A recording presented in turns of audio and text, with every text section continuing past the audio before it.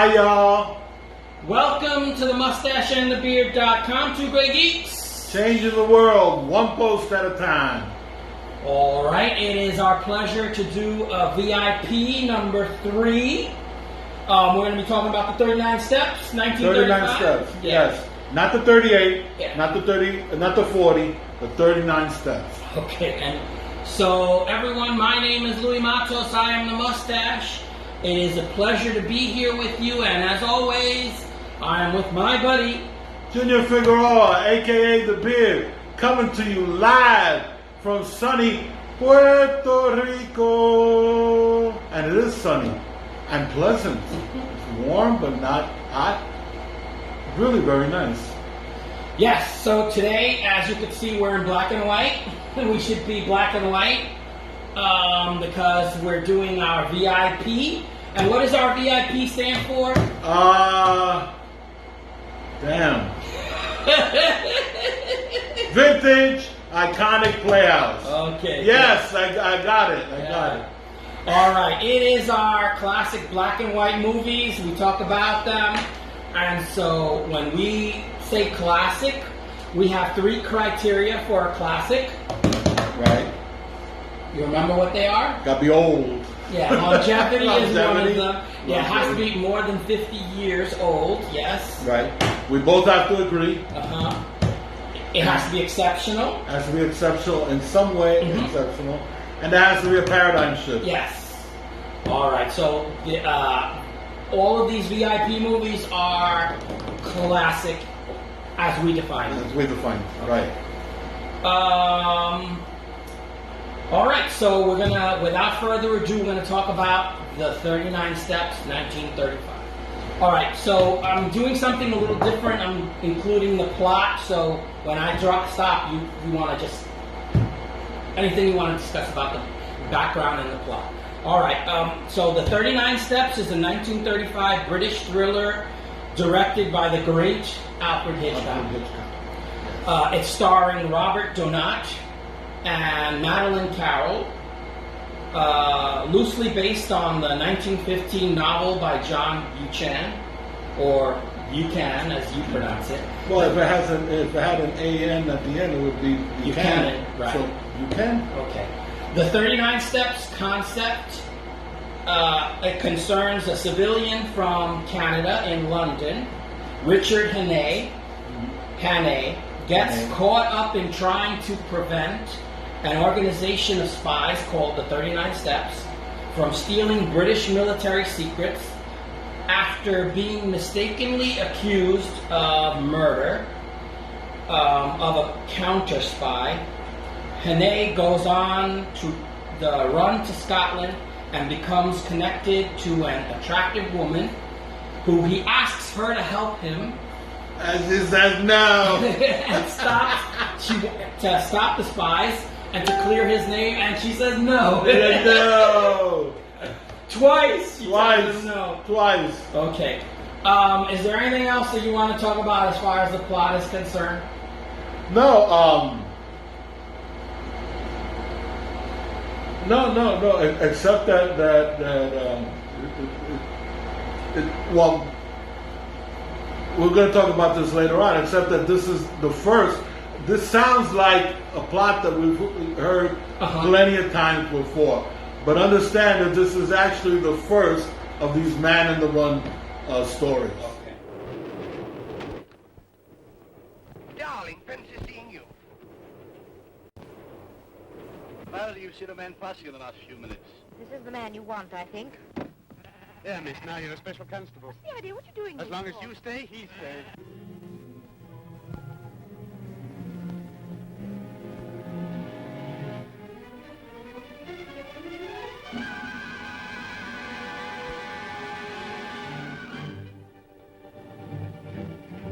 If I demand that you allow me to telephone to the High Commissioner for Canada in London. You better do that from London. You'll be there soon enough. I have the honor in presenting to you one of the most remarkable men in the world, Mr. Memory. What are the 39 steps?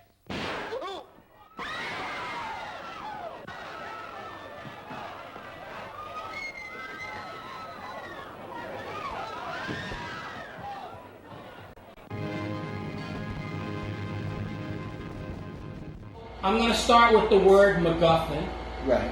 so we could talk about a MacGuffin. MacGuffin. Angus MacPhail is a Hitchcock screenwriter, and he's the first that came up with the term MacGuffin.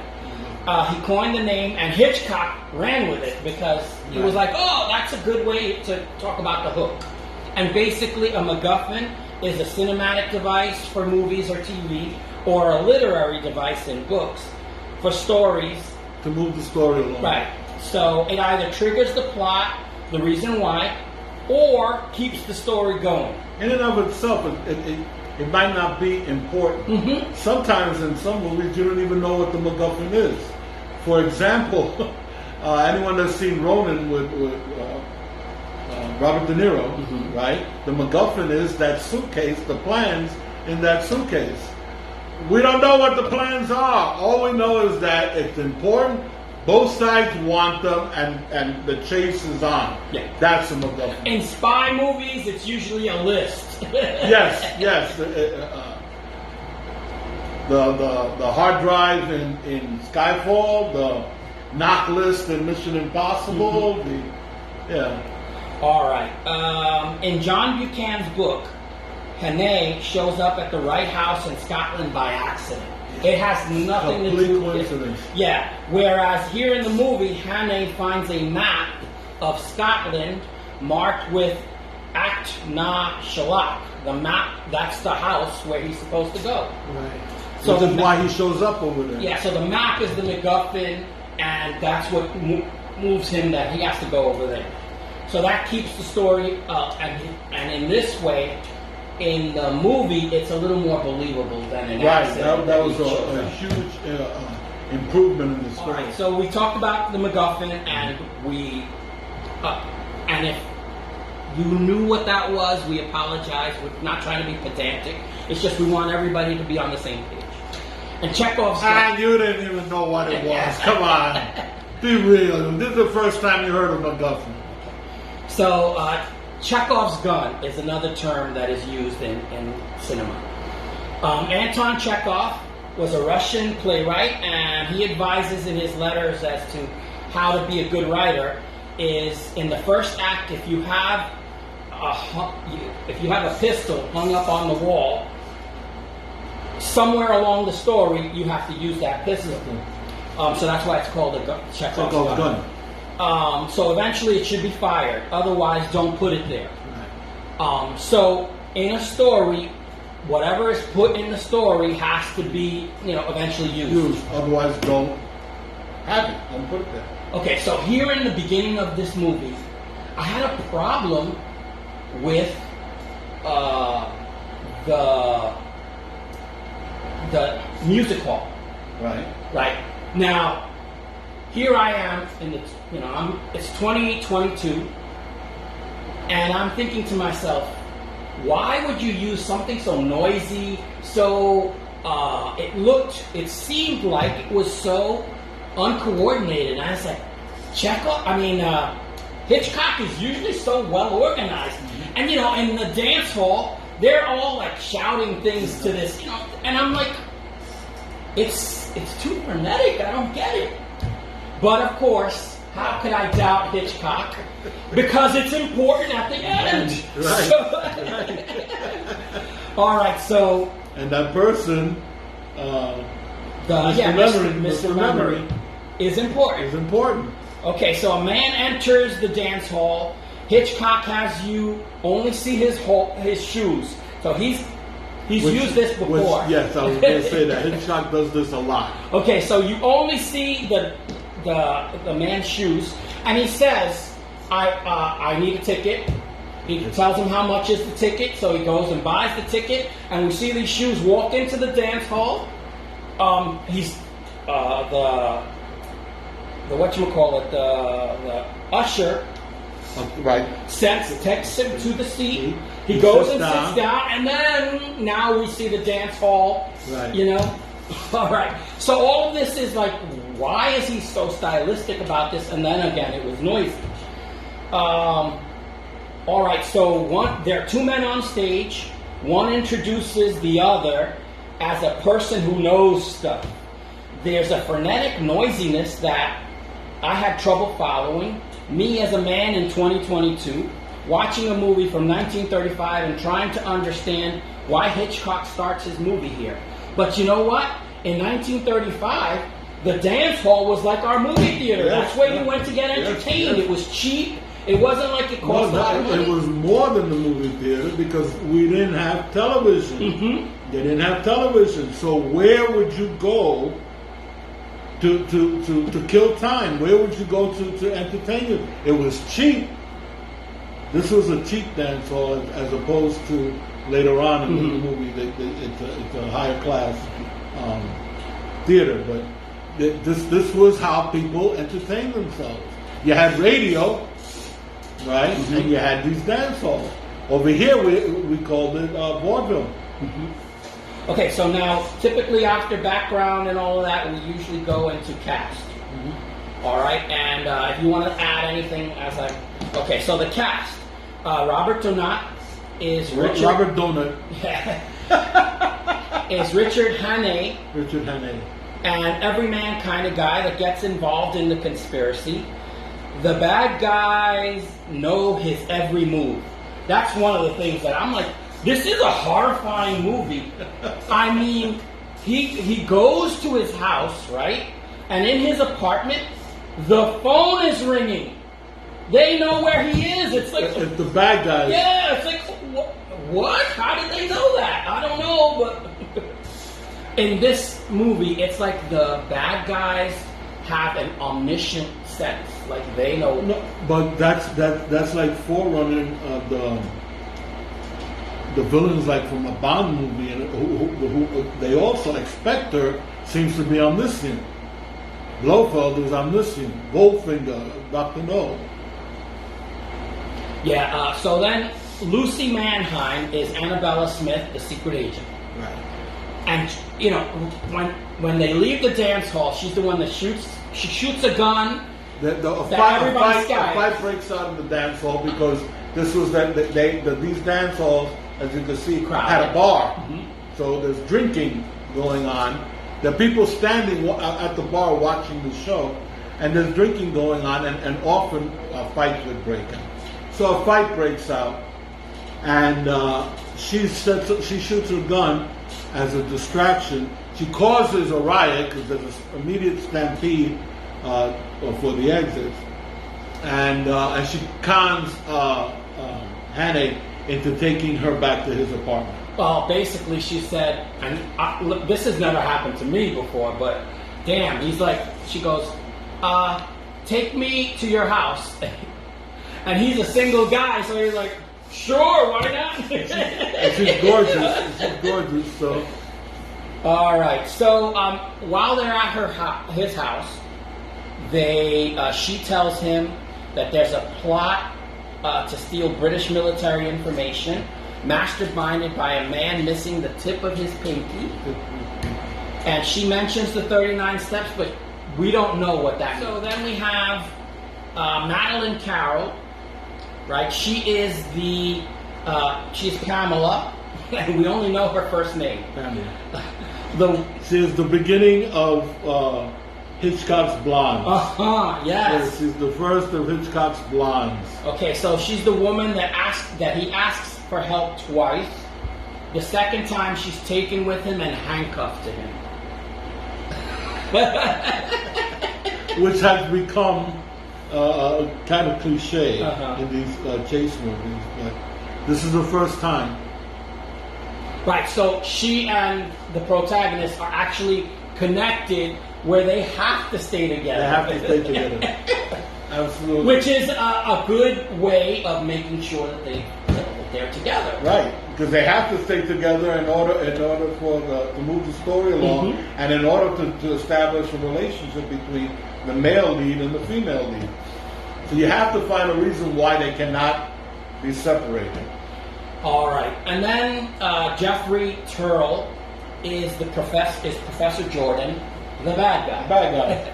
Which we don't know he's the bad guy. All of a sudden it becomes when, he like, oh, you mean the person like me? A big reveal within the movie. Peggy Ashcroft is Margaret, the farmer's wife. Dito. She's an unhappy farmer's wife, and so when the protagonist comes along, it's like She helps him. Uh-huh. She helps him. She helps him. She helps him get away. John Laurie is John the farmer, the farmer's wife's husband. So he's the husband, and he's the one that. And she warns the guy. She warns Hannay. I don't think he's gonna. I think he's gonna reveal who you are. Yeah. When the police come to the house. Yeah, he's gonna turn you in. Uh-huh. So there is no safety. Every time he comes to some place that he thinks is safe, something happens. But amazingly, this guy, through ingenuity, through sheer chutzpah, he manages to get himself. He does the things that ordinarily you would hesitate to do.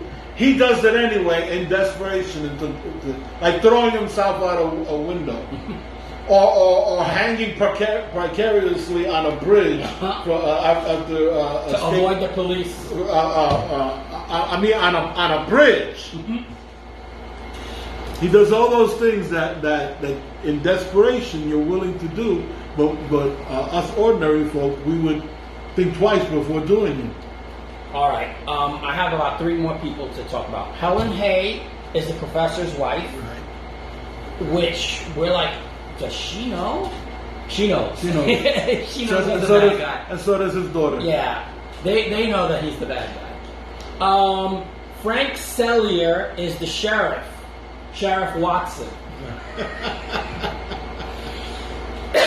I think it's totally on purpose that he's Sheriff Watson.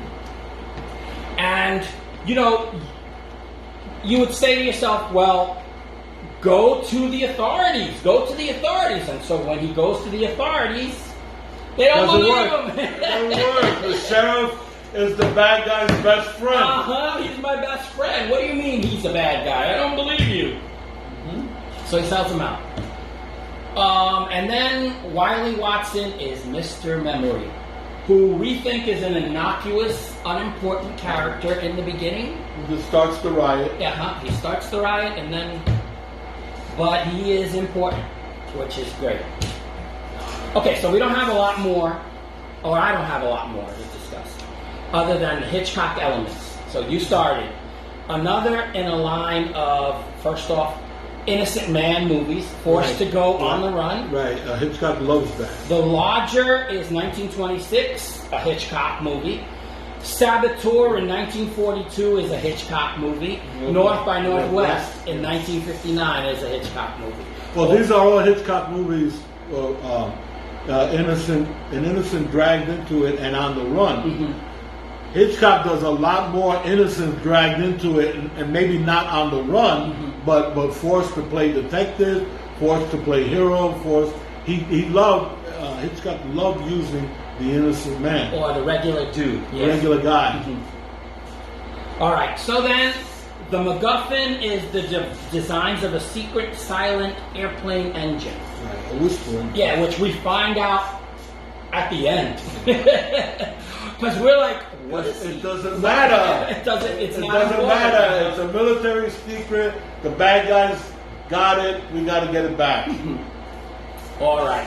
And then the Hitchcock cameo, right? He's shown littering at the train station. He's showing his disdain for cigarettes. Yeah. He throws them on the ground.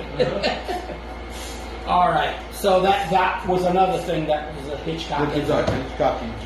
Hannay is shot in the chest, and so the screen goes blank, and you're thinking, he's dead. The hero's dead? No. He actually had put the hymnal in his chest while he's talking. He had put the hymnal right here. No, it was part of the coat. Oh, that's right. I'm right. It was in the coat. That's right. This is actually the one part of the movie that I don't like. Oh, really? Yeah, yeah, because I love Hitchcock, but he has a flaw in his storytelling. This is Hitchcockian, where he will show something and then explain it afterwards in a flashback form, when you really don't have to do that. The coat that he's wearing, the farmer's wife gives it to him, right? The hymnal, which is a heavy book, is in the pocket, breast pocket of the coat, right? He could very easily have had it that he puts on the coat and he goes, oh, pulls out the book, says, ooh, heavy book, and puts it back in. That introduces the then book. Then he does the Chekhov gun. Right, which is what he should have done. Instead, we don't know that the book is there. He gets shot, and then later on, Hanny's explaining why he's not dead because of the hymnal, and then they cut to the farmer's looking for his hymnal and finding out that it's in the coat that his wife gave to Hannay, and then slapping his wife. Right, it's that was, after the fact. Yeah, that was unnecessary, and it breaks up the flow of the story. If he had done it as a Chekhov's gun, it would have been much better. Yeah, but better storytelling. Yeah, the better storytelling. Hitchcock does this a lot. I don't know why, because he's a master storyteller in every other That's aspect. one of the issues you had with Vertigo. With Vertigo, also he does it on Vertigo, also, and there's no need. There's another way of handling it. All right. Oh well. And then finally, that's all my one complaint. Okay, well that's fine. And then Madeline Carroll is blonde. She's cold, and she's remote.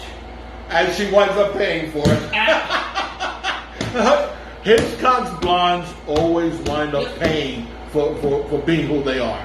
And also, there's a sexual component that in 1935 was the handcuffing each other. And she's like taking off the stockings. She's running around barefoot. Oh, foot fetish. Foot fetish. So yeah, so in his own Hitchcockian way, he does the sexual thing that in the 1930s was scandalous. All right, so these are all Hitchcockisms that we enjoy. Usually at this point we talk about reception, the reception that it got, unless there's anything else. No, mine was HD. I had really good reception on How the movie was received by the public. And the critics alike. Critics and the regular people. This movie was made for £60,000. Which was a lot. Right? But it was mostly the salaries for the actors. Yeah, Robert Donat, and Madeline Carroll.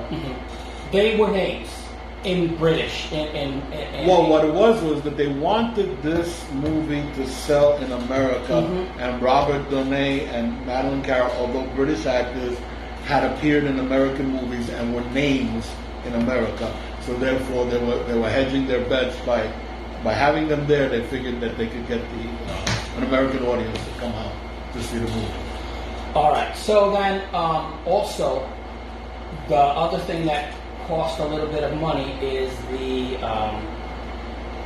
gyroplane. The autogyro. The autogyro, which is a primitive helicopter. Yes, yeah, and the thing is that those things were expensive and never before seen. And in 1935, that would be like getting somebody to show the space shuttle in your movie today. Right. So that was where the money went. This movie, and I couldn't find the box office what it made. Right. But obviously, it's been determined as a success. It's been remade 3 times. Right. 1959, 1978, 2005. Yeah, those are theatrical. It's been remade on TV and on radio also. Not only that, in 2021, I had read an article that Benedict Cumberbatch. Yes, I read that also. That was going to make one. So he's already that's in the works. Right. He's playing Richard Hannay. So there's another one coming. So even though it's been remade 3 times plus, right? And then Benedict Cumberbatch. I'd love to see this. I wonder who the director is. In the article they didn't have a director yet. It is considered in the 100 British films. It is considered number 2. Yes, it is. It is critically acclaimed. Orson Welles. Do you have the quote? No. Do you have the quote? I have a quote. Say it. It says, "Oh my God, what a masterpiece!" What a masterpiece. Orson Welles. And one of the adaptations on radio by Orson Welles. Wow. All right, so yeah, so it is critically acclaimed. So it is a paradigm shift. It is a classic as we've determined it. So this is ready in line for us to put it in our campy video. Absolutely. All right, so ratings and recommendations. Okay. I wholeheartedly recommend this movie. I love this movie, except for that one part about the hen. I think it's a great movie, and I give it, as far as rating is concerned, I give it 4.5 Grey Geeks. Haven't taken just that half a Grey Geek off because of the hen. Yes, and so I agree with you with the 4.5 Grey Geeks. It's absolutely because of that. The whole music hall thing that bothered me in the beginning, but again, he took a slice of life from real people, right? What they normally do, and put it in this movie, which is what Hitchcock does, right. You know. So here we do. I agree with you about 4.5 Grey Geeks. I also mentioned the part where it reminded me of J.D. Salinger's A Catcher in the Rye, where I said, I seem to recall this movie being mentioned in A Catcher in the Rye. And in the research, Holden Caulfield talks about him watching this movie dozens of times with his sister, his little sister, who memorized bits of the dialogue and would quote it while they were watching the movie. And how many times does that happen? You know, these are not the drones you're looking for. So Luke, I'm your father. Right. So in movies that you've watched a lot, and you know, you do memorize dialogue. So absolutely, this is a memorable movie. I've never watched it that I can recall. So this was the only time I've ever watched it. I'd love to see it again to see if it holds up in repeat viewing. So usually at the end of the video, we ask you for a wise missive. Oh, yes. Wise and aged one. Aged one. Oh. Anyway, I do have a wise missive. I'm going to quote Mother Teresa. And she said, "Spread love everywhere you go." Not your legs. Sorry. It's Mother Teresa. I know. She would say, "Not your legs." Spread love everywhere you go. Let no one ever come to you without leaving happier. Words to live by. With that having been said, if you've enjoyed this video, please press the like button. Please comment. We thank you for watching our videos always. We love you very much. Is there anything else you want to say before I say? My name is Louis Matos. I am the Mustache. I'm Junior Figueroa. I be the beard. We say see you later. Hasta la vista. Take it easy. And peace.